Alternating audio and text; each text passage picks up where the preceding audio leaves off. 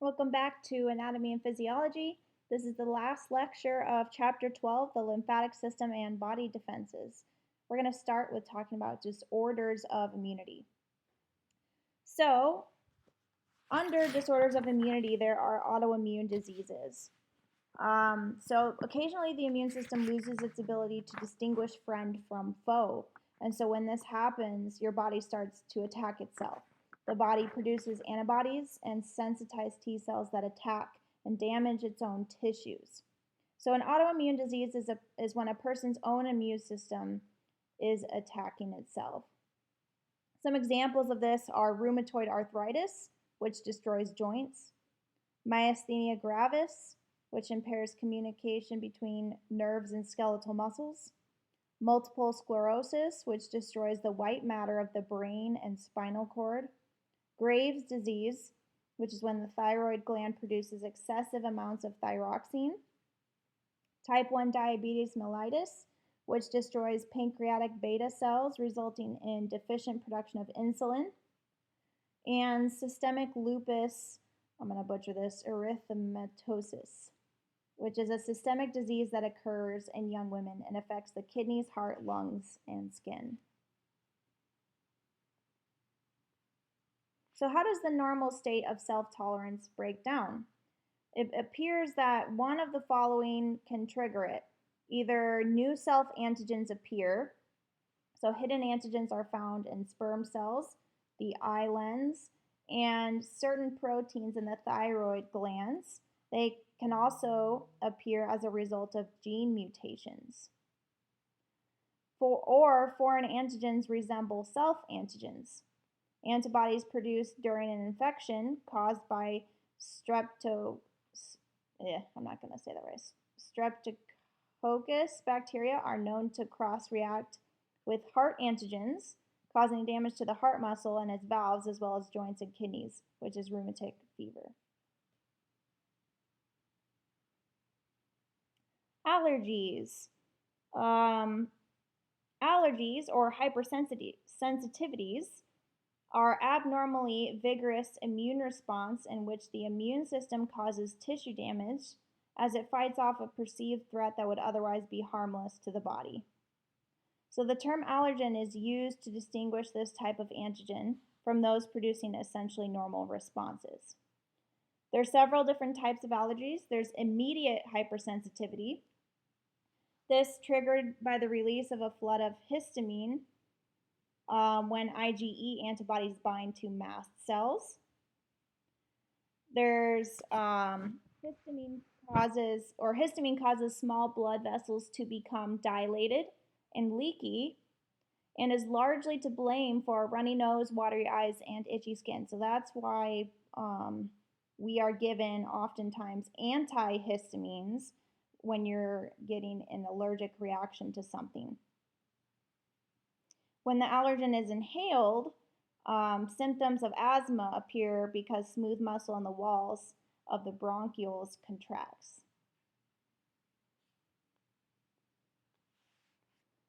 The body-wide or systemic allergic response known as anaphylactic shock is rare, but it does happen. It occurs when the allergen directly enters the blood and circulates rapidly throughout the body. It could happen with bee stings, spider bites, or an injection of a foreign substance. Some food allergies can trigger it too. I've heard that peanuts are a pretty common one. The entire body is involved, so it can be life-threatening. And epinephrine is the drug of choice to reverse these effects. So a lot of times people that have a severe allergy to something will carry around an EpiPen, and it's something that you can kind of jab into your leg, and it'll help reduce those symptoms so you can get to the hospital and be all right.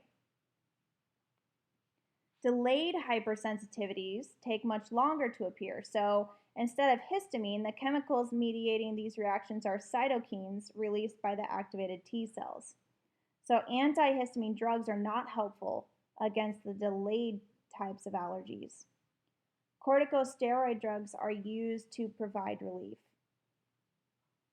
Allergic contact dermatitis is an example of delayed hypersensitivity. So, um, poison ivy, I don't think is something that's common out here in California, but it is very common back in the Midwest. You go walking through the woods, if you come into contact with poison ivy, your body eventually will start to develop itchiness, and you'll start to itch on your hands or wherever you came into your legs, wherever.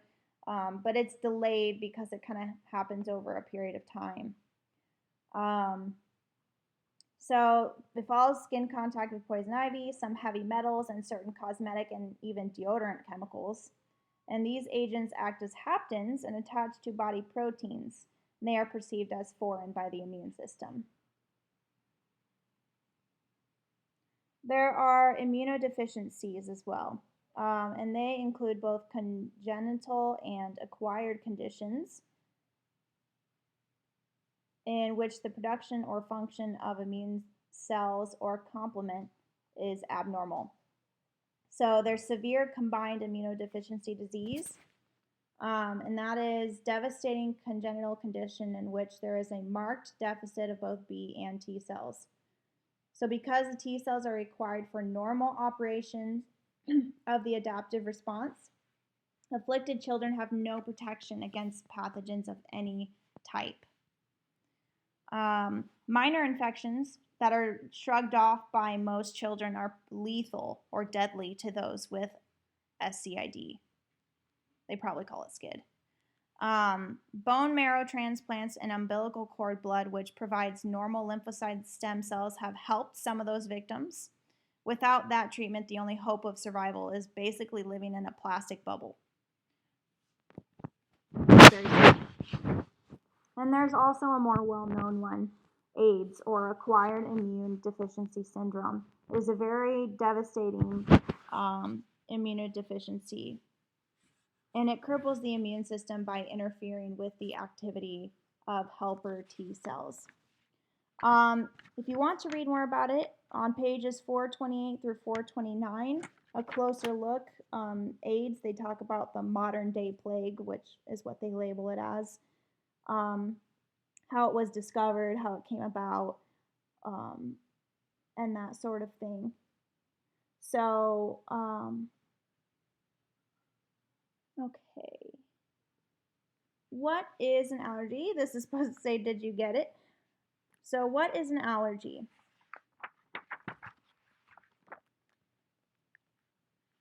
An allergy is an overzealous immune response against an otherwise harmless substance that causes injury to the body. What causes the difficulty in breathing seen in anaphylactic shock? That would be released histamine causes constriction of the bronchioles, sudden vasodilation, and fluid loss. What is the principal problem common to all immunodeficiency diseases? And that is the abnormal production or functioning of immune cells or complement. What are two possible causes of autoimmune disease? So there is self-proteins that were not previously exposed to the immune system appear in the circulation, or foreign antigens that resemble self-antigens arouse antibodies that attack the self-antigens. Okay, so we're going to look a little bit at the developmental aspects of the lymphatic system and body defenses. So the lymphatic vessels are obvious by the 5th week of development in the fetus. Except for the thymus and the spleen, the lymphoid organs are poorly developed before birth, but soon after, they become heavily populated with lymphocytes and the immune system begins to function. Lymphatic system problems are pretty uncommon, but when they happen, they are painfully obvious. So an example of that is when lymphatic vessels are blocked or removed, you get severe edema. Stem cells of the immune system originate in the spleen and liver during the first month of embryonic development. The bone marrow becomes the predominant source of stem cells, and it persists in this role into adult life. In late fetal life and shortly after birth, the young lymphocytes develop self-tolerance and immunocompetence in their programming organs, and then populate other lymphoid tissues. T and B cells complete their development to fully mature immune cells upon meeting their antigens. The nervous system may help to control the activity of the immune response. It is impaired in individuals who are under severe stress. So, for instance, I can tell you that when I was in college and even now, like whenever I'd get super stressed out, I'd get sick. That happens a lot. So the nervous system, if you're able to not be super stressed out, you may be able to help your immune response out a little bit. As we get older, our immune system's efficiency begins to wane. So the body becomes less able to fight infections and destroy cells that have become cancerous. So over time, as we age, we become more and more susceptible to both autoimmune and immunodeficiency diseases. And that's it for chapter 12.